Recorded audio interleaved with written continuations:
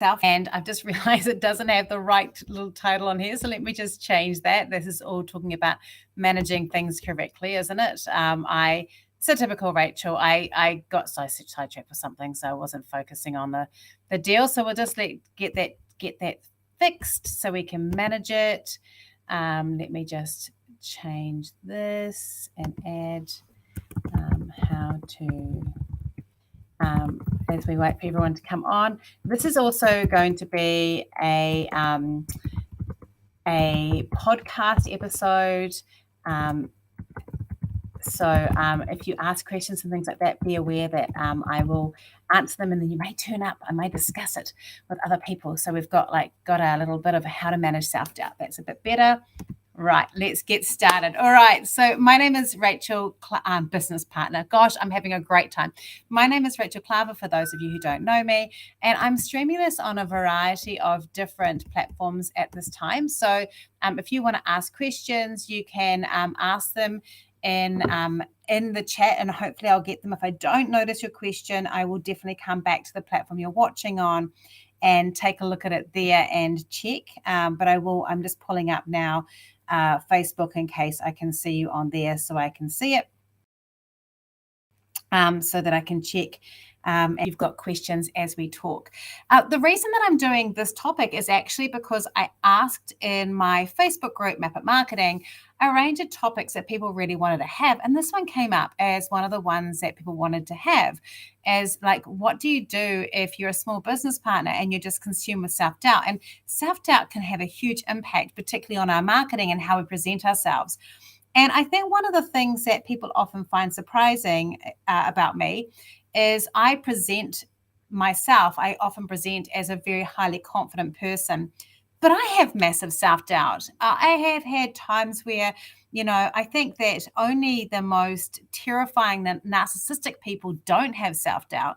I have days where I'm crippled by it. I've had weeks or months where I'm wondering about what I should be doing and stressing out. And it's got better as I've used the tools that I'm going to be sharing today. But it doesn't mean that I don't have it. And often it's partly because, especially in small business, but especially in marketing, there's a lag. There's a lag between what we do and how we're starting it, and then the success that we see from the end of it. And having a small business can be a very isolating or lonely thing. And, I've got a coaching group as part of my content marketing coaching called the Content Master Web. We've got a beautiful group of people in there. And we were talking about this topic this morning a little bit, because one of the things that has surprised me about that group is the camaraderie and being able to understand that we're all actually on a journey together. And that's been a surprising thing for me to discover that, that has been a huge benefit to the team, that yes, they're there because I have knowledge and I can help with skills and pulling things out. But actually one of the things that people really love is being able to connect a few times a week with other small business owners, because it's a very lonely job to be a small business owner. And if you're not into networking meetings, or you're isolated geographically, or you're away from other people, it's hard to be able to work through and focus on it. So, I think that this can be a really hard part of getting this information and going. I'm just going to copy something in, by the way. I'm just going to grab this for there. So I'm just going to start that. And while we're doing that, I'll just keep on doing what I'm doing at the same time. So first of all, managing self-doubt as a small business partner, we all have it. I think that's a really important thing to do. It's normal to have doubt, because we're striking out. If you've got no doubt, it's likely that either, as I said before, you're a bit of a narcissist, or it could be that you're just not challenging yourself or trying things. You're stuck in a rut of doing the same old. And so there's nothing there to kind of get terrified about a little bit, but self-doubt's normal. Social media can also make it a lot harder. I do think that one of the things I find with social media, if I'm on it a lot, and I'm going to talk a bit later about what I've learned around cycles and things like that for those of you that are women, is that I believe that one of the problems with social media is that we go into our own space a lot. While people are talking to us, often we're reading it with our silent voice inside our heads. We put a tone to it. We put meaning and extra layers onto it. And if we spend a lot of time consuming other social media, we can get filled with a lot of self-doubt because it makes it harder. It can intrude our thoughts and our self-talk and impact it. And I definitely have learned that when the self-doubt comes in, it happened a couple of days ago. I'd taken 4 days off.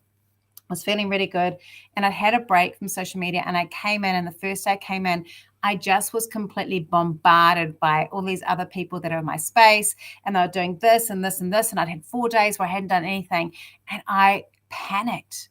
I panicked, and I felt so worried about my success and what I was doing, and I hadn't been there for 4 days, and they'd done this, and this is ridiculous because it's just 4 days out of my life.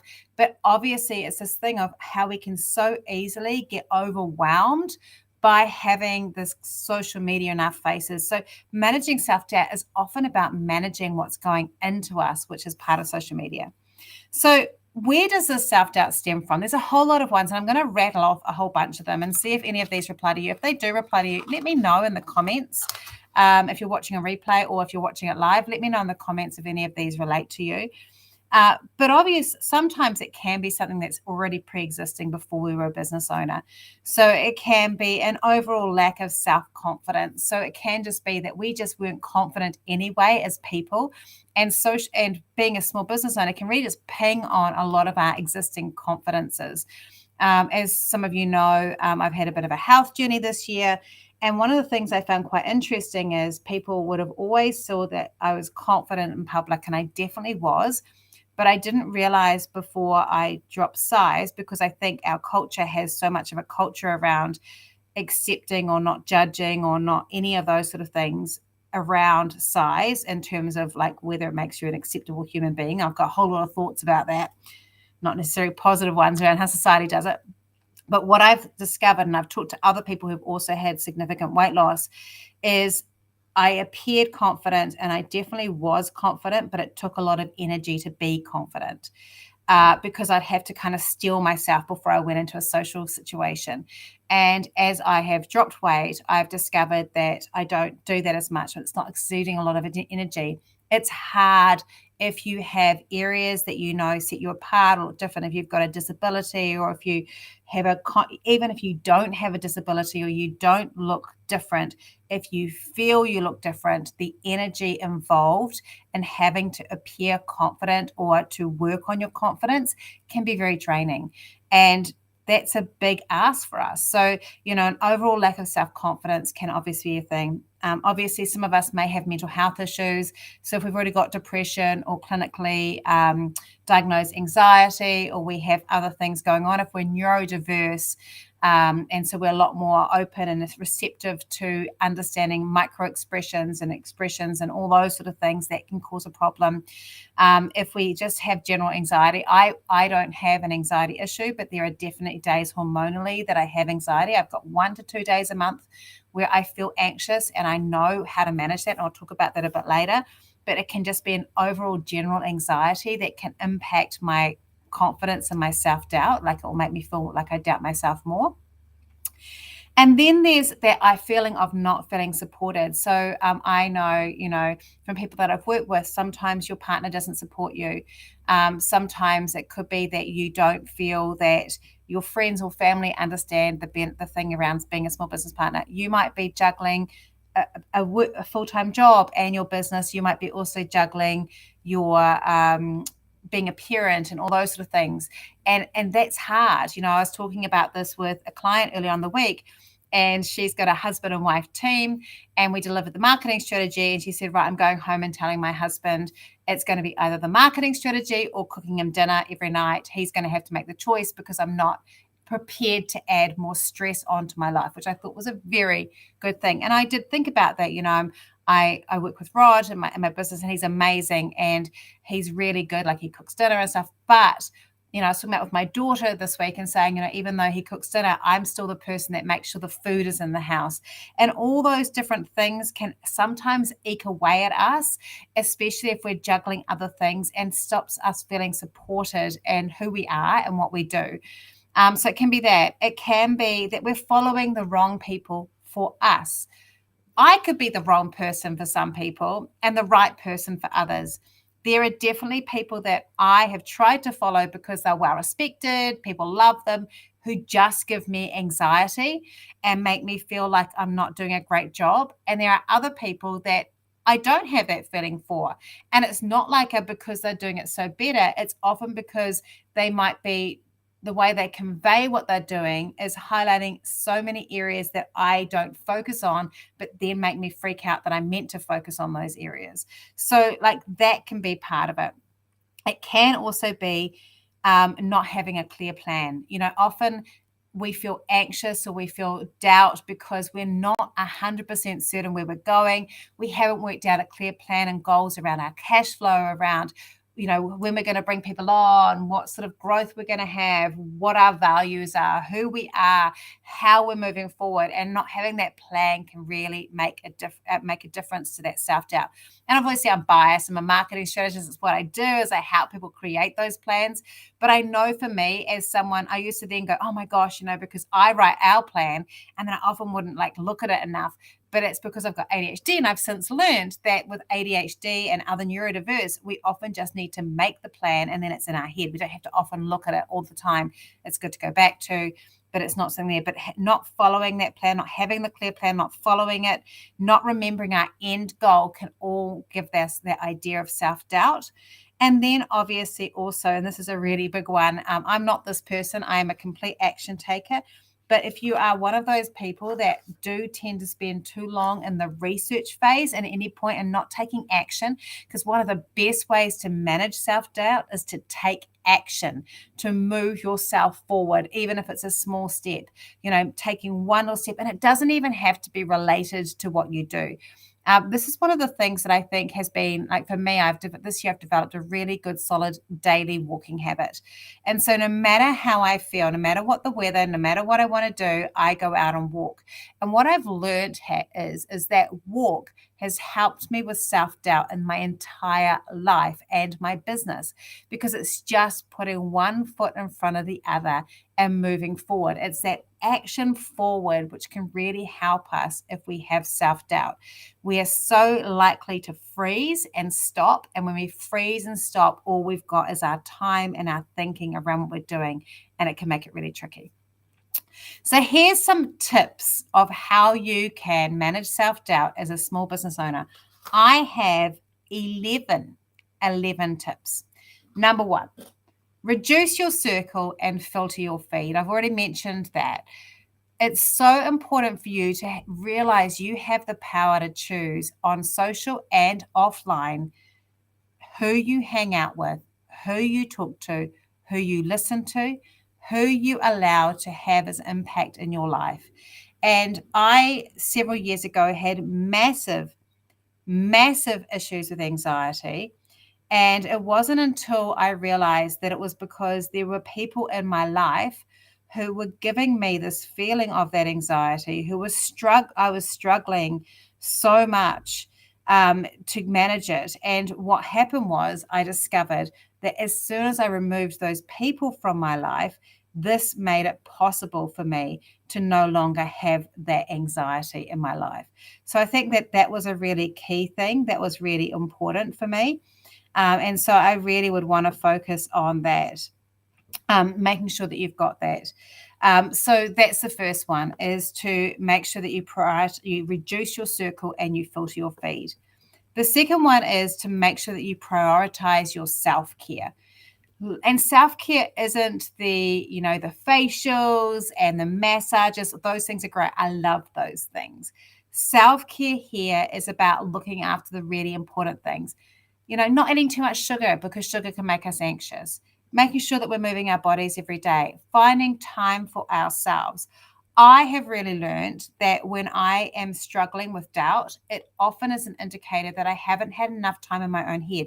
And I find that challenging. I have a family business.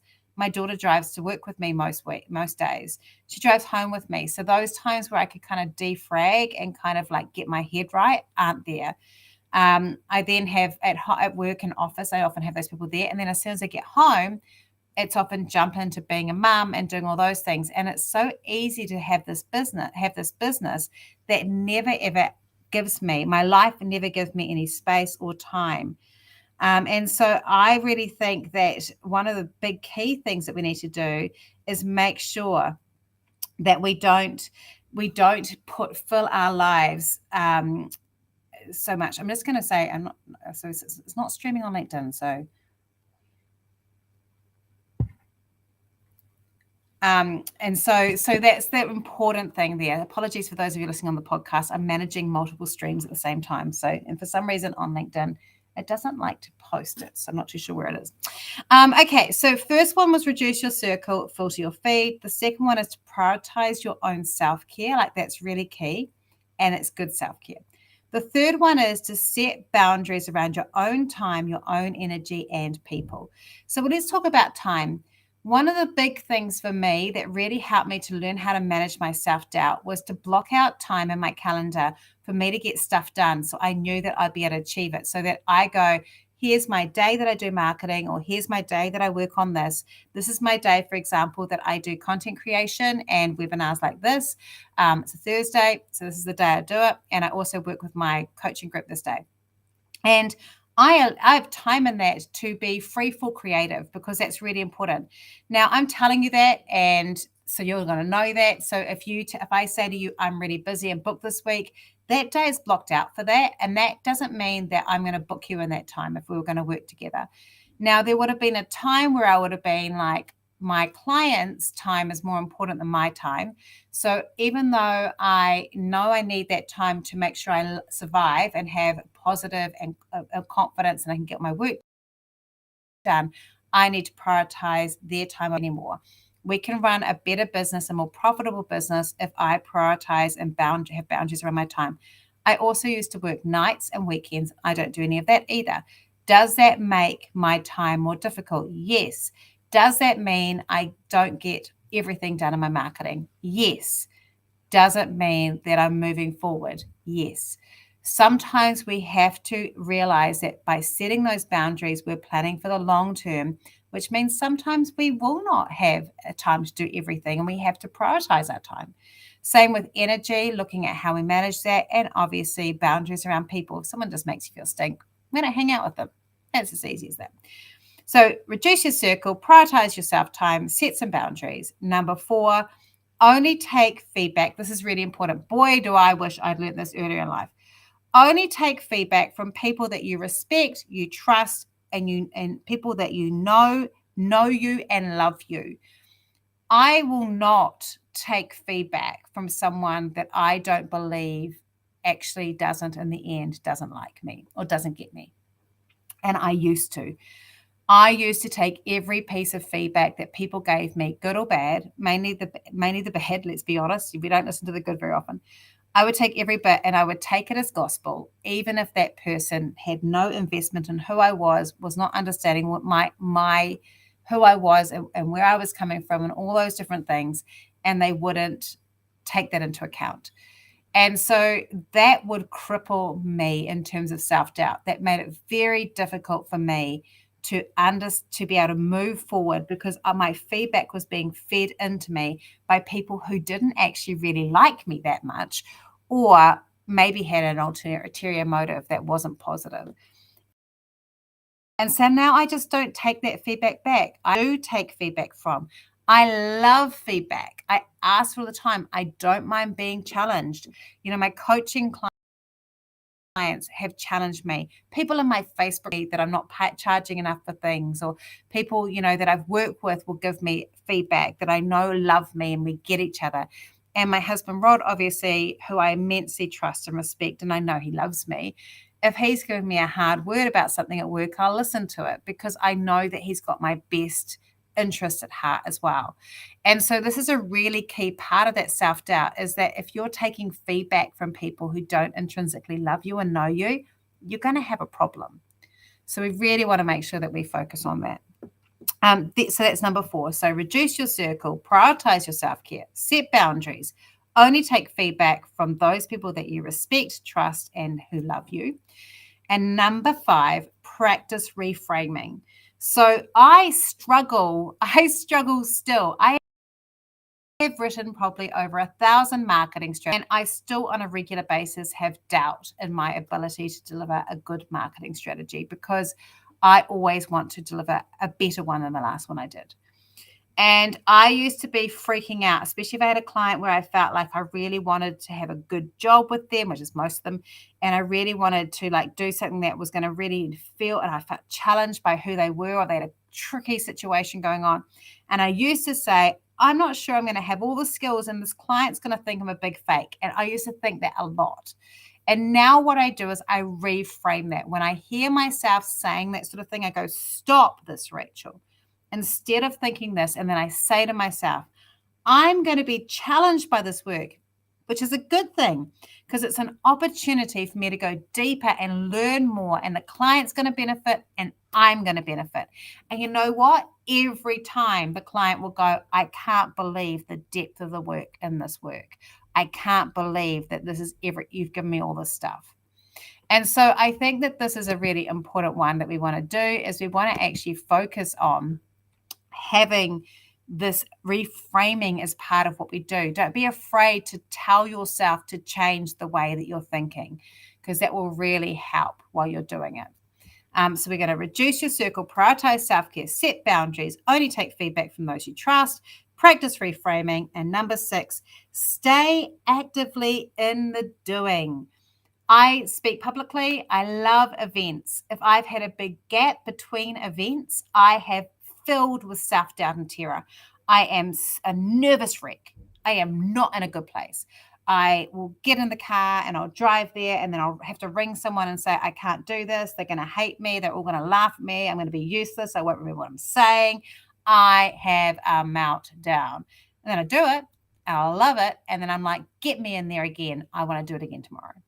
And I've really learned that the bigger the breaks is when the fear grows and has an opportunity to grow. So for you, I want you to stay actively in the doing. If you take a break, if you go, I can't do this anymore, it's harder to stop. The way I see it is, so I walk in the mornings, but sometimes I also run. And the way I see it is that I've got a couple of big hills, and if you take a break halfway up a hill when it's hard going, it's harder to restart than if you just keep on plodding through that break and keep on plodding up that hill.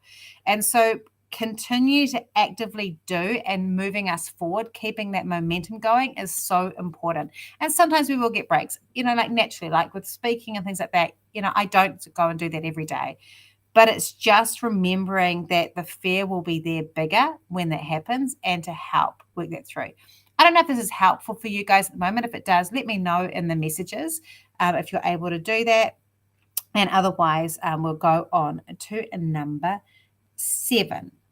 So the first one was obviously, so reduce your circle, prioritize your self-care, set boundaries around your time and energy and people, only take feedback from those you respect and trust, practice reframing, stay actively in the doings, and number 7, get support. I think this is one of the ones that I said, before, in the Content Master Web, that people have said that it's not just the training, it's the camaraderie, friendship, and care. And, I never really understood the power of group coaching. And if marketing is your thing, obviously, if that marketing is the area where you feel the self-doubt and you want to do that, obviously, I would love to be that person and do that with you. But it is really about finding that group. And you don't have to do it through a paid tool like with us. It could be using a group like my Facebook group for marketing. It could be just connecting with people on LinkedIn and commenting in the post. But it's about finding other people that you can connect with and build a relationship with. Because when we start to do that, we realize that we're not the only ones. And we feel so good about it. It make us feel so good and so connected. And it takes away that fear of isolation of there's something wrong with me because I've got this doubt, because it's so normal. So reduce your circle, prioritize your self-care, set boundaries, take feedback from people that you like and trust, practice reframing, stay active in the doing, get support, and number 8, have a plan, stick to it, and know it. Having a plan is essential. If we don't have that plan, if we don't know where we're going, it's really hard. I'll often, we'll have months. We've had months this year where the sales have been quite quiet. I think a lot of people have had that this year. And we've had months where the sales have been quite big too. But when the sales are quiet, I panic. If we've had a run of having an inquiry every day and then we have nothing for a week, I panic. and I freak out and I start doubting, and I'm like, what's going on? Is it my marketing? Because I'm in charge of marketing. Is it my marketing? Is it my message? Forget all the success I've had in the past. That week can kill me. And I've learned that there are pauses in our businesses. There are natural pauses, but that week can kill me. And Rod's so good at reminding me and going, hey, we've got a plan in place. Don't go and jump in and try and do something to rescue this, which is what I want to do. Don't come in and try and find a quick fix. Let's just walk through together for the plan. Do we believe in the plan? Yes. Are we moving towards it? Yes. Are you doing activity towards it? Yes. Stick to the plan, know it, keep moving forward. So you need to have the plan. If you don't have the plan, you need to make the plan. And then you stick to it and you know it's going to work. That's number 8. Number 9, and this is one that I think is really important, particularly for women. I track my moods every month. And I wish I had done this since I was 13, but I haven't. I started it in my late 40s. But I'm aware of all my hormonal stuff. So I know that there are 2 days a month where I am very much susceptible to anything that is self-doubt. And so I avoid social media during those times. I pull back, I go quiet, I think about those things. But I'm also aware of life stuff. At the moment, I've got one child who's potentially, leaving school and going on to something else. I've got other changes with my other girls. I've got, other changes in my life around some stuff that are good changes, but they're big changes. I'm juggling bits and pieces around other things that I'm doing. I'm personally going through quite a lot of self-discovery around what I'm doing and things like that. And all of those things add pressure to us. And so I have to remind myself to be kind to myself, and you need to remind yourself too. So we need to be aware of those things and tapping into that and understanding that we just need to be kind, and that sometimes that self-doubt's coming for things that are nothing to do with our performance, but to do with hormones or just our external life. So reduce your circle, prioritize your self-care, set boundaries, only take feedback from those you trust, practice reframing, get support, have a plan, be aware of any hormone, life, or other stuff. And number 10, remove unnecessary pressure. This is about you. I am the worst person at pressuring myself. Let me tell you what I'm currently pressuring myself about. I am pressuring myself because I have a Pinterest account, and I know that I get more listeners on my podcast when I do Pinterest pins promoting it. I haven't done any probably for the last 25 podcasts. And all I've got to do is get myself organized to do that. I can say that, but I've actually got a lot of other stuff on at the moment, and the energy required to give that job to her at the moment just feels a bit too much. And I can do 2 things. I can, 1, focus on building up my strength in the other stuff so that it becomes possible, or I can beat myself up about it, which I like doing, and then I don't do any of the other stuff either because I'm stuck and paralyzed. And so, that third one obviously would be just to go, look, I'll just get that out of my way. So I'm not thinking about it. At the moment, that's not the path I'm choosing, just so you know. But removing that unnecessary pressure, it's unlikely that anyone else is assessing your performance the way that you assess your performance. So be really aware of how much pressure you're personally putting on yourself. That's number 10. So let's just do this, because I'm going to get to number 11 in a minute, and it's the best one. Reduce your circle. Prioritize your self-care, set boundaries around your time, energy, and people. Only take feedback from people that you like, know, and trust. Practice reframing. Stay active in the doing. Get support, like the Content Mastery. Get some coaching. A group coaching program is great, or one-to-one if you prefer. Have a plan and stick to it and know it. Be aware of any hormone, life, or other stuff and acknowledge it and understand that that's part of it. Remove that unnecessary pressure. And the last one, and this is my favorite, celebrate and affirm your wins. One of my favorite things to do is if I get a really beautiful email from someone, or someone says something nice to me, I screenshot it, I save it either on my phone or on my laptop, and I have a little folder as my little swipe file of little good things. And it's a really good place to go on a bad day, to go and go, hang on a minute, I might be saying that I don't make a difference in anyone's life. My products never sell. People don't care about this. People don't do this. Whatever the thing is that's going on for me or for you. But here's this testimonial. Here's this spontaneous feedback. Here's this person that came back. I had one recently. I met with someone when I very first started Identify, and I met her for coffee. She never became a customer. And this is one of the reasons I stopped meeting people for coffee, to be honest. I spent about an hour and a half with her, never paid me or anything. And she messaged me out of the blue and said, you changed my life and you're the reason I have a multi-million-dollar turnover business now.